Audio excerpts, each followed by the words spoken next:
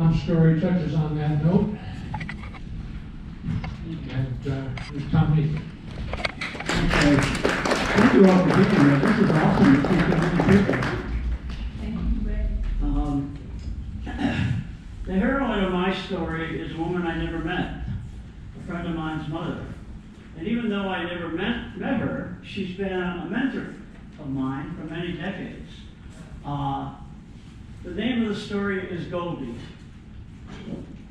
The story begins in the Roger Williams housing project in Providence, Rhode Island, where I grew up in the late 1940s and early 1950s. Back then, projects had lots of kids running around all over the place. It was like a human anthill. But there wasn't the organized activities for kids that there are in many communities now. There was no Little League baseball, no Pop Warner football, things like that. So we had to make up our own fun and our own games. Primarily that turned out to be choose-up kind of games like football and baseball. And in fact, those dominated the fun landscape from March through Thanksgiving. That left, though, the cold, bitter cold times from mid-December to early March, where there was nothing to do. So if you were lucky enough to find and get your hands on a pair of hand-me-down ice skates, what you wound up doing was playing ice hockey. Now the place we played hockey was a place called Sackett Woods. Now Sackett Woods was about a half-mile west of the Prairie Avenue side of the projects. It was nothing to look at. A 3-block long, 2-block wide, empty field full of old tires and plywood and junk that people had left. Why it got the name Sackett Woods, nobody could figure, because there wasn't a tree, there wasn't even a stump to say that one day this place had woods on it. But what made it unique, if you can visualize it, it was like a large candy dish, maybe 3-block long, 2-block wide, and it had a lower part in the middle. And that meant all the rain runoff and snow runoff went down and settled in the middle of this place, and it formed the biggest puddle you can possibly imagine. Imagine a puddle that's one city block in diameter. And the great thing about it was a big surface, but it was only 3 feet deep. And so when the first blast of Canadian air came down through southern New England, it froze very quickly. And we were able to skate right through from mid-December roughly through the 1st of March, which took away that downtime in terms of the fun of all the kids. Now, my first season at Sackett Woods, I was 10 years old. And I went down there and I skated around the outside. All the big kids were playing, and I was trying to show them my moves and staying close and kind of going around hoping they would invite me to play. Well, one cold January day, they said, "Hey kid, you want to play?" I said, "Yes."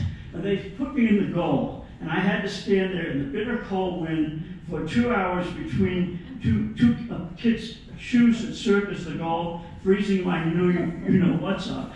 But I was so happy to play. Well, the good news was, after that, I started getting picked in the games. I was always picked last that year, but nevertheless, I got to play. The games would go on from early morning, 3 on the side, to 15 on the side at noontime, back to 3 on the side toward dusk. And we played all day Saturday, all day Sunday. It was so fun. When I was 11, I was getting picked regularly, and I wasn't getting picked last, which was great. But there was another kid, my age, my size, who wasn't getting picked last either. I didn't know who this kid was. I knew he wasn't a project kid, so I couldn't figure it out. And asking around, people told me his name was Howie Goldsmith, but his friends just called him Goldie. And pretty soon, he and I were getting picked in the choose-up games, roughly one right after another. And the older guys would say, "Well, that's because Goldie and Egan are about as good as each other." Well, you can imagine, this touched off a rivalry. And in the games, we would play against each other with great intensity. And I thought to myself, I better get ahead of this guy. And so what I cooked up was a plan. I would run home from school as fast as I can at 3, we got out at 3:30, get home by 4 o'clock, grab my skates, run down, and get some extra practice in. So we had only an hour of daylight, but I said, it's still worth it. If I can get ahead of this guy, this would be terrific. So I run home, grab my skates, run down to Sackett Woods, and there he is. He's already out there. I said, damn. So he's out there, so I get my stuff on, and in this very shy but direct way 11-year-olds have getting to know each other, I said, hey kid, you want to play some one-on-one? And he said, yeah. So we started going at it, trying to best each other through the whole, until it got really dark and we just couldn't go anymore. And so we sat down at the edge of the pond or puddle or whatever you want to call it, and we sat on this old bedroom door that some kid must have dragged down there the summer before to use as a raft or a wannabe raft. So we're sitting there and we're taking our stuff off, but at first we would just kick. When you kick the ice and the sound would rumble across the ice, that sound that ice makes. It was so cool, we would just kick. And above us, of course, was the winter sky with Orion and all the stars blazing.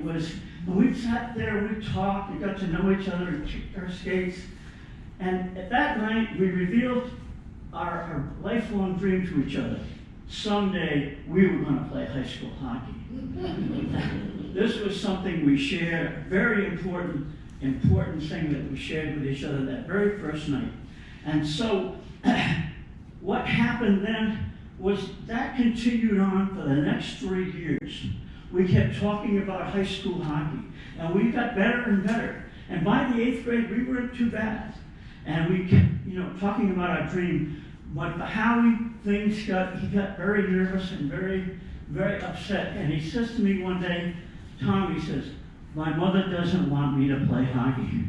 Now, I thought at 13 years old, this is the most unreasonable thing I've ever heard of. Tom, my mother, well, why doesn't your mother want you to play hockey? Well, you see, I'm Jewish. And she says to me, Howie, nobody's ever heard of a Jewish hockey player. And besides, you're going to get face cuts and you're going to lose teeth. You see, back then, high school hockey and college hockey didn't have the mandatory face shields that the players now have. So she had a legitimate word. But I thought, my 13-year-old mind said, this is the most unreasonable thing I ever heard of. But he was quite upset about it. So the next year we were off to high school, and little did we know that our days at Sackett Woods were over. It was a time, gone with the wind, if you like that expression. It was just history, but we didn't know that at the time. I went across town to the Catholic high school where my uncles and brothers and everybody in my family went, and I never heard much about it. We moved out of the projects and moved to a town called Cranston, which was several miles away from Sackett Woods.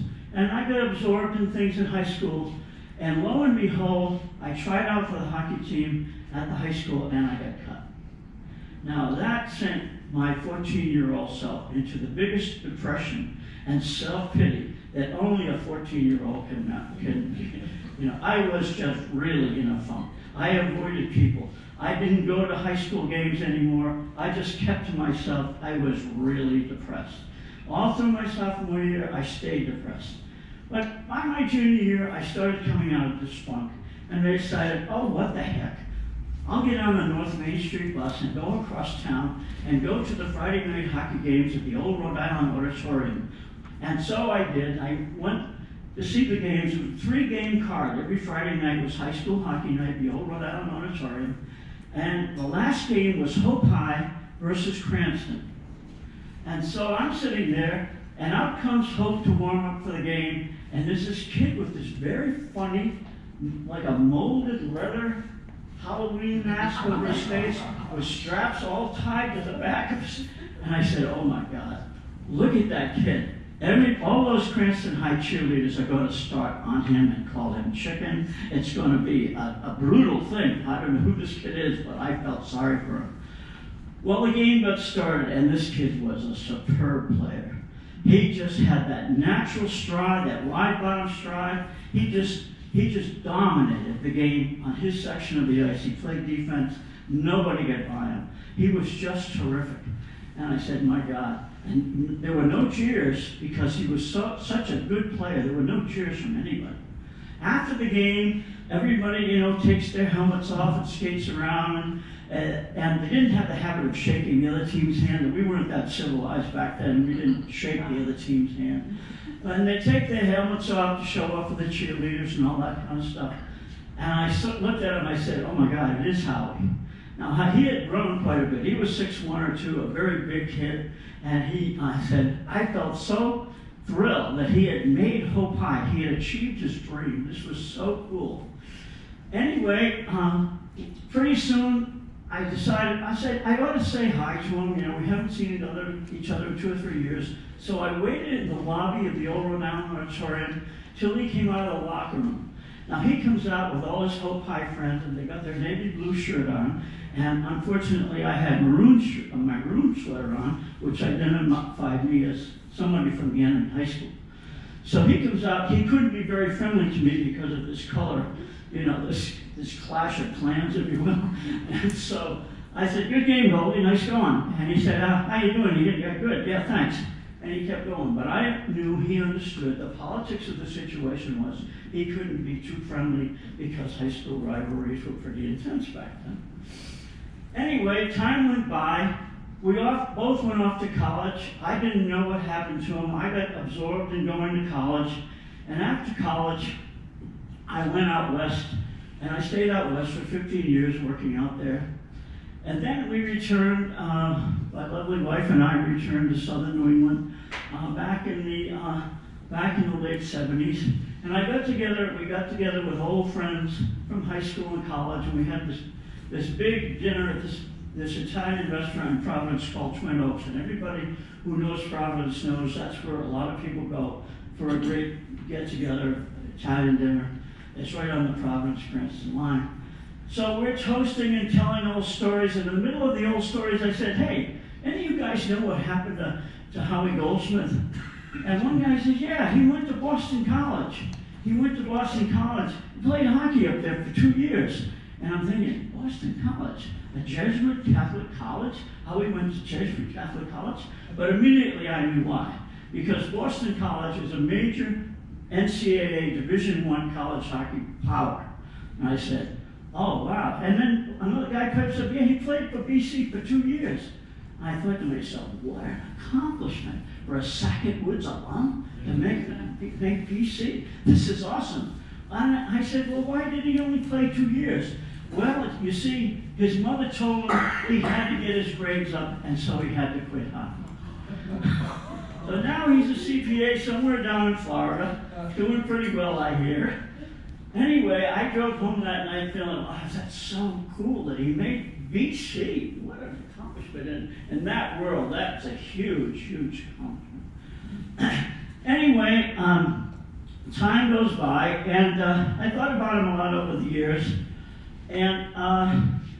But as I thought more and more about him, I realized the real hero in the piece was his mother. His mother had overcome her fears about his facial situation, and she wanted him to go to Classical High, which is a top academic public high school in Providence. But still, she bent, and she found a solution, the face mask, and he went to Hope High. And I thought, she invested, she overcame her fears so that he could achieve his dream.